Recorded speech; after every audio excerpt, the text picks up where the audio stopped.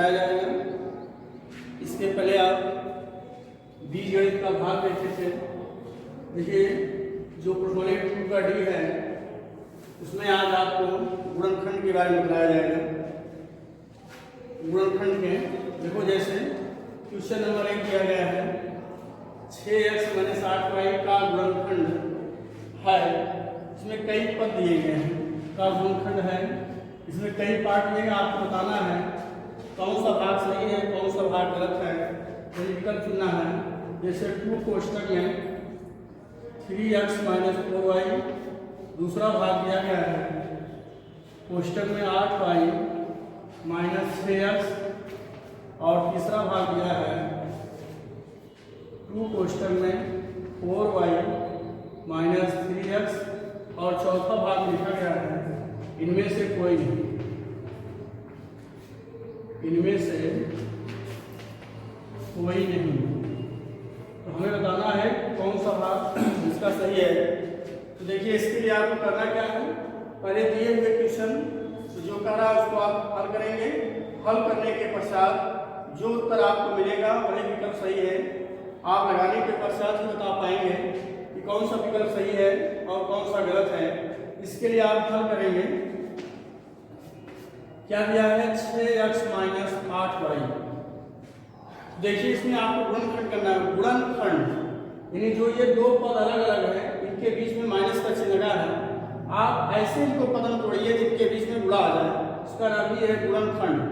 यानी 2 या 2 से अधिक व्यंजक में कोई ऐसा पद हो जो सभी पदों में सम्मिलित हो तो उसी क्या कहते हैं, गुणनखंड कहते हैं या घनिष्ठ कहते हैं, इसको कॉमन बोलते हैं अंग्रेजी में आपको। इसका अर्थ ये है ऐसा कौन सा पद है जो दोनों पदों में क्या है सम्मिलित है। इसके लिए देखते हैं कि चर में तो x और y है, तो चर में तो कोई सम्मिलित है नहीं।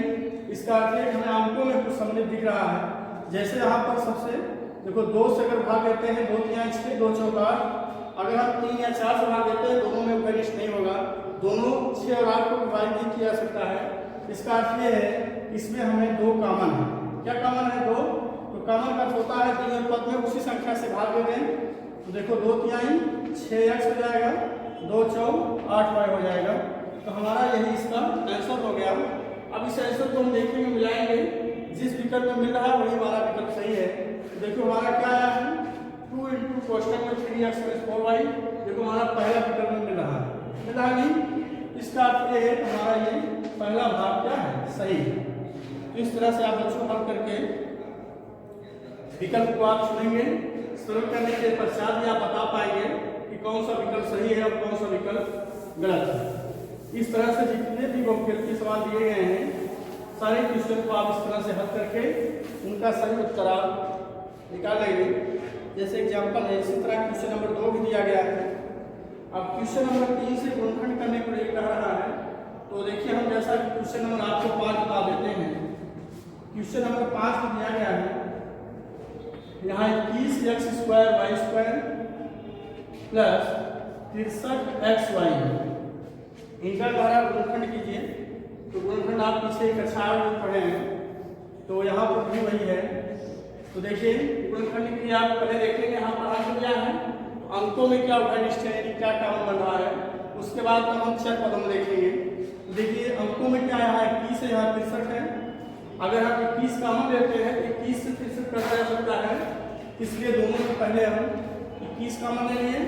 अंकों में क्या कॉमन है 21। उसके बाद चर में हम लेते हैं, यहाँ पर चर हमारा देखिए 2 है, यहाँ पर 1 x है, यानी x यहाँ 2 है, यहाँ अकेला x है, तो दोनों में 1 x क्या बना है कॉमन। ऐसे यहाँ पर y में भी 1 y क्या बना है कॉमन। अब उसके बाद इसका इसमें करेंगे 1 आएगा, लिखा नहीं जाता है। इसका इसमें भाग देते हैं कितना आएगा x, इसका इसमें विभाजित करेंगे कितना आएगा y, और यहाँ पर प्लस है तो प्लस, माइनस है तो माइनस। 21 का इसमें विभाजित करेंगे, 21 या 63 होता है, x y देखो बाहर हो गया, यहाँ कुछ नहीं बचेगा। तो इसका यही सरल रूप हो गया बेटा। तो इसका मतलब इसका गुणनखंड ये है। तो इस तरह से आप इसमें कई क्वेश्चन दिए गए हैं, आप सभी को आप सरल कर सकते हैं। जैसा कि हम क्वेश्चन नंबर 1 7 बता देते हैं आपको। देखो सब गुणनखंड ही आप दिया गया है, छोटा छोटा गुणनखंड है, आप इसको आसानी से सरल कर सकते हैं। सिर्फ आपको समझना रहना। देखिए जैसे क्वेश्चन नंबर 7 में दिया गया है a स्क्वायर b कोष्टक में 1 माइनस एक्स माइनस a कोष्टक में 1 माइनस एक्स, ये आपका दिया गया है। इसमें भी करा गुणनखंड ज्ञात कीजिए। तो जो दोनों में कॉमन बनता है, जो दोनों में सम्मिलित हो, वही उसका आप कॉमन ले सकते हैं। तो देखिए पहले जो कोष्टक के बाहर है, यहाँ a 2 है, b अकेला है, यहाँ a अकेला है, दोनों में a क्या है कॉमन है, b कॉमन है, क्योंकि इसमें दिया गया है मगर इसमें नहीं दिया गया है, इसलिए b को कॉमन नहीं लेंगे। तो देखिए a स्क्वायर b और a में कॉमन क्या बन रहा है, a। फिर देखो 1 माइनस एक्स भी दोनों में मिल रहा है, सम्मिलित है, इसलिए 1 माइनस एक्स भी कॉमन हो गया। तो यहाँ पर आपको क्या मिलेगा, a मिलेगा और b ये बाहर हो गया, माइनस यहाँ पूरा जब बाहर हो जाता है तो यहाँ क्या बचता है, 1 बचता है, अर्थात इसको छोटा क्वेश्चन भी लिखेंगे तो ये हमारा आंसर हो गया a b minus 1 into x. इसी तरह देखिए क्वेश्चन नंबर 8 भी दिया है।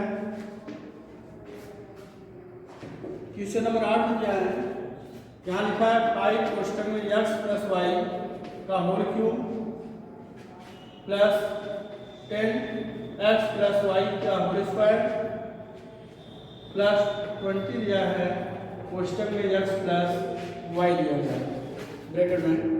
अब देखिए पहले हम कोष्टक पहले जो अंक लिखा गया है इसमें हम देखेंगे सबसे पहले कितने पद है, 3 पद है, 1 पद, 2 पद और 3 पद। इन तीनों पदों में देखिए अंकों में क्या कॉमन बन रहा है, 5, और जो यहाँ पर चर दिया गया है देखिए x प्लस वाई यहाँ 3 है, यहाँ x प्लस वाई 2 है, यहाँ x प्लस वाई 1 है। तो तीनों में देखते हैं कि 1 x प्लस वाई क्या है कॉमन बन रहा है। यहाँ पर क्या मिलेगा, 5 बाहर चला गया, x प्लस वाई यहाँ 3 है, तो 3 में 1 बाहर गया, कितना बचा, 2 बचा, यानी इसकी घात कितना बचा, 2 भाई 3 था, 1 बाहर गया, 2 बचा, प्लस है तो प्लस लिखेंगे। देखो 5 गुना 10, x प्लस वाई यहाँ 2 है, कितना है देखो 2 है, 1 बाहर गया लेकिन 1 बचा है, तो x प्लस वाई, और यहाँ पर प्लस 520 x प्लस वाई बाहर गया, यहाँ पर नहीं बचेगा। अब देखिए इसके आगे अगर सरल करना चाहते हैं इनको हम लिख सकते हैं 5 कोष्टक में x प्लस वाई ब्रैकेट में देखिए x प्लस वाई का होल स्क्वायर प्लस, यहाँ पर अगर 4 होता सूत्र बनाया जा सकता था, इसलिए जो सूत्र नहीं बनाएंगे आप इसी तरह छोड़ देंगे, यही इसका शर्त हो गया। अच्छा इसका 1 प्रति का होल स्क्वायर बनाकर भी और लगा सकते हैं, चाहे इसे छोड़ दीजिए, आपका ये भी सही है। तो ये क्वेश्चन नंबर 8 था। ऐसे बहुत सारे सवाल आपके क्वेश्चन में प्रश्नावली दिया गया है, इस तरह से आप गुणनखंड को सभी कर लीजिएगा। अब देखो एक हम करने वाला आपको बता देते हैं, जैसे क्वेश्चन नंबर 10 दिया है, इसमें दिया है √3a प्लस अंडर रूट में 9 भी दिया है, फिर प्लस में रूट में 6 दिया है। इसमें भी कहा है गुणनखंड कीजिए। यहाँ पर देखते हैं 3 पद है, 1 पद, 2 पद, 3 पद है, यहाँ पर जो लिखा है कितने पद है, 3 पद है। अब देखिए तीनों में आपको जो सम्मिलित दिखाई दे बताया गया है, तो इसमें जो तीनों पदों में कॉमन दिखाई दे सम्मिलित हो वही कॉमन लिया जाता है। तो देखिए इसका सरल पद रूप यही होगा √3a प्लस, इनको हम लिख सकते हैं करणी 3 इंटू करणी 3 लिख सकते हैं, क्योंकि इनकी करणी घात समान है, अंदर गुणा करेंगे तो त्रिका न हो जाएगा।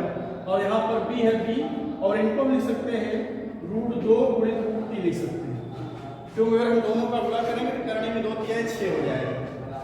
अब देखेंगे तो आपको कुछ प्रत्येक पद में आपको देखेंगे तो कुछ कॉमन दिख रहा होगा, इसके पहले कॉमन नहीं दिख रहा था, इसलिए इसको हमने सरल किया गया।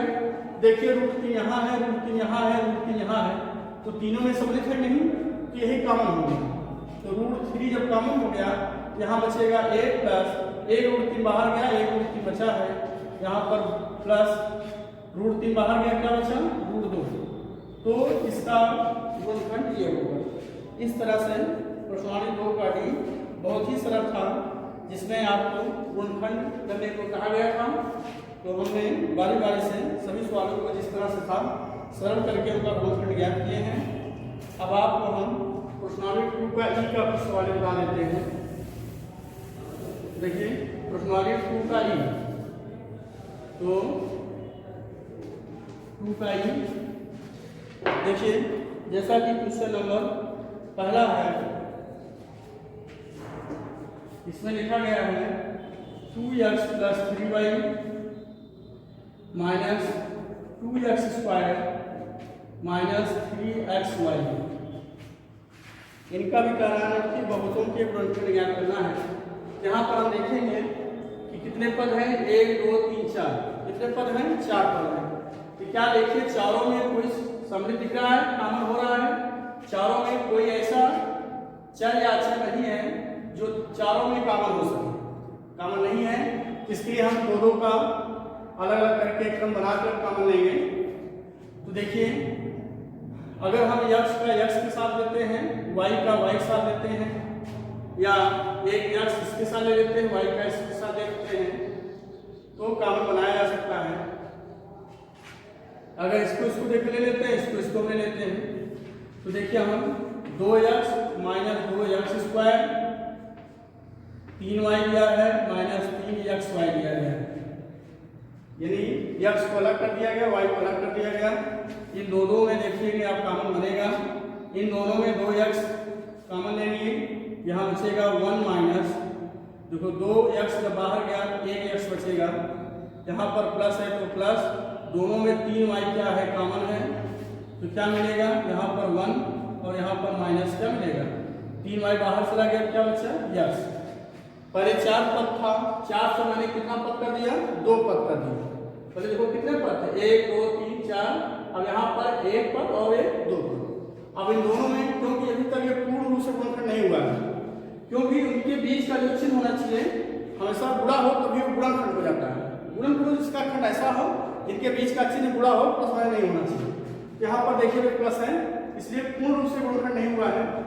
तो अब इन दोनों पदों में देखेंगे क्या कॉमन है। देखो 2x 3y कुछ कॉमन नहीं है, तो 1 माइनस x और 1 माइनस x कॉमन है, तो 1 माइनस x जब कॉमन ले लिए तो यहाँ मिलेगा 2x प्लस 3y। ये देखिए इन दोनों के बीच में कैसा चिन्ह आ गया, गुणा। इसका ये कैसा खंड हो गया, गुणनखंड हो गया।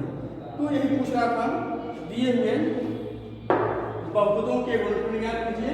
ये इसका न्यूनतम गुणनखंड हो गया, सरलतम रूप हो गया। अब इससे ज्यादा सरल नहीं किया सकता है, किसी को आप छोड़ देंगे तो यही आपका आंसर हो जाएगा। तो इस तरह से क्वेश्चन आप हल करेंगे जब पूरा सम्मिलित ना। इसी तरह से क्वेश्चन नंबर 2 3 आप कर लीजिएगा, 4 भी 5 कर लीजिएगा। देखो हम एक क्वेश्चन नंबर 7 बता रहे हैं। क्वेश्चन नंबर 7 में क्या है, ax plus bx minus by minus cy plus cx minus ay। देखिए ax bx minus by minus cy plus cx minus ay। यहाँ पर देखेंगे आप x और abc और xy के पदों दिया गया है। इसमें आप x को और y को अलग अलग लिखेंगे, क्योंकि सभी में कोई ऐसा पद नहीं जो कॉमन है। तो हम देखिए पहले x वाला अलग कर देते हैं, y वाला अलग कर देते हैं। यहाँ पर ax प्लस bx और देखो कहाँ है x, यहाँ पर है, प्लस cx, फिर y वाला अलग कर देंगे तो क्रम से लिखेंगे, तो minus ay minus by minus cy, यानी x को पास कर दिए, y को पास कर दिए। अब देखो 3 3 के पद में कॉमन हो रहा है, कितने कितने पद में, 3 3 पद में। तो इन तीनों में क्या कॉमन है, x, तो मिलेगा a plus b plus c। इन तीनों में माइनस क्या कॉमन है, y, तो मिलेगा a plus b plus c। जब माइनस कॉमन लिया जाता है उसका चिन्ह बदल कर लिखेंगे, माइनस है तो प्लस, माइनस है तो प्लस, माइनस है तो प्लस, अगर प्लस दिया हो तो क्या लिखते, माइनस। अब यहाँ पर देखिए कितने पद हो गए, 2 पद हो गए। कितने पद, 2 पद। उन दोनों पदों में देखिए क्या कॉमन हो रहा है, a plus b plus c। a plus b plus c जब कॉमन ले लिया गया, यहाँ से मिलेगा x माइनस y, तो इसका गुणनखंड ये होगा। इस तरह से आप क्वेश्चन नंबर 8 9 10 तो हल कर सकते हैं। देखिए हम क्वेश्चन नंबर 11 आपको बता रहे हैं। कौन सा, क्वेश्चन नंबर 11। देखिए क्वेश्चन नंबर 11 में दिया गया है x square minus a upon b plus b upon a into x plus 1 दिया है, इसका भी गुणनखंड करना है। यहाँ पर देखेंगे हमारा 3 पद है। कितना पद है? 3 पद दिख रहा है। एक पद ये है, एक पद ये पूरा हो गया और ये 3 पद। तो इन तीनों में कोई चर या अचर ऐसी राशि नहीं दिया गया है जो तीनों में सम्मिलित हों, इसके लिए हम इसको तोड़ते हैं। तो यहाँ पर 3 है, 2 का बन ही नहीं रहा है, इसका अर्थ है इसका हम दोनों में गुणा करेंगे, ये 4 पद हो सकते हैं जिसमें 2-2 का क्रम लिया जा सकता है। तो हम इसके लिए सबसे पहले इसमें हम गुणा करेंगे, x square minus plus minus, इसका गुणा इसमें करेंगे, a upon b x minus plus minus, इसका गुणा इसमें करेंगे, b upon a x plus 1। हम देखते हैं कि हमारे पास 4 पद हो गए। कितने पद? 4। एक पद, 2 पद, 3 पद, 4। अब 2-2 का हम क्रम ले लेते हैं। अब इसमें कॉमन हम बनाते हैं। क्या बनाते हैं? कॉमन। इन दोनों में एक्स क्या है? कॉमन। यहाँ मिलेगा x minus a upon B मिलेगा, x minus a upon B. देखिए सदैव कॉमन लेते समय अगर यहाँ माइनस है तो माइनस लिखेंगे, प्लस है तो प्लस लिखेंगे। जब मैंने यहाँ माइनस लिख दिया तो अंदर का चिन्ह जब लिखेंगे उनका चिन्ह हम बदल कर लिखेंगे। जो माइनस रहेगा प्लस हो जाएगा, जो प्लस रहेगा वो माइनस हो जाएगा। तो देखिए यहाँ पर लड़के भ्रमित हो जाते हैं, कभी कभी गलतियाँ कर देते हैं। वो देखते हैं कि इस दोनों में कुछ कॉमन है ही नहीं, तो कॉमन लिया क्या जाए। तो कभी कोई सवाल में अगर कुछ कॉमन नहीं बनता तो वहाँ हम 1 लिखते हैं, लेकिन हम यहाँ 1 नहीं लिखेंगे क्योंकि हमें ऐसा पद कॉमन लेना है ताकि उसका जो हल हो यही आना चाहिए, x minus a upon B. तो ध्यान दीजिए यहाँ पर एक्स के गुणांक 1 है, वो ध्यान समझेंगे आप। यहाँ पर एक्स गुणांक क्या है? 1 है। यहाँ पर भी एक्स गुणांक 1 आना चाहिए। तो एक्स गुणांक 1 तभी आएगा जब हम बी अपॉन ए कॉमन लेंगे, क्योंकि 1 तब आता है जब उसी राशि का उसी में भाग लेते हैं, तभी जाके 1 आता है। इसका अर्थ यह है कि हमें यहाँ पर बी अपॉन ए कॉमन लेना होगा। क्या लेना होगा? बी अपॉन ए कॉमन लेंगे। यहाँ पर हमें दाया पक्ष से बदल देंगे, माइनस है तो प्लस लिखेंगे। जब बी अपॉन ए बाहर चला गया तो एक्स बचा, माइनस प्लस माइनस। तो बी अपॉन ए का जब 1 में भाग देंगे ये पलट कर क्या हो जाएगा? ए अपॉन बी हो जाएगा, क्योंकि जब इसका हम इसमें गुणा करेंगे तो बी से बी कट जाएगा, ए से कट जाएगा, हमारा 1 आ जाएगा। अब देखिए इन दोनों में x minus a upon B देख रहे हैं कॉमन बन गया है, तो 4 से 2 हो गया। तो इन दोनों में क्या कॉमन बन रहा है? X minus a upon B. तो आपको यहाँ क्या प्राप्त होगा? एक्स माइनस बी अपॉन ए। यही इसका आंसर होगा जो गुणनखंड दिया गया है।